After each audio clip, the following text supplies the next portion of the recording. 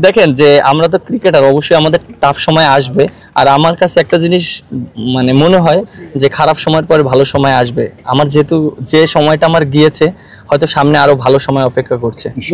একটা বিষয় কি যে আমরা যেহেতু ভালো করছিলাম না এবং সবার এক্সপেকটেশনটা ছিল যে আমরা ভালো যেন করি, এবং তারা যে জিনিসটা করেছে আসলে আমি তাদের দোষও দিচ্ছি না। তারা আমাদের কাছ থেকে চায় যে আমরা ভালো কিছু করি, এবং আমরা যদি ভালো করি তারা অনেক খুশি হয়। দর্শকরা হয়তো অনেক কথা বলেছে, বাট জিনিসটা আমরা পজিটিভলি নিয়েছি। আমরা দিন শেষে মনে করি যে তারা যে মাঠে খেলা দেখতে আসে, টিভির কাছ থেকে খেলা দেখছে, তারা চায় বাংলাদেশ টিম জিতুক, আমরা ভালো খেলি। এবং এন্ড অফ দ্য ডে তাদেরও বুঝতে হবে যে আমরা তো সবসময় চেষ্টা করি ভালো খেলার জন্য, আমরা তো কেউ খারাপ খেলার চেষ্টা করি না।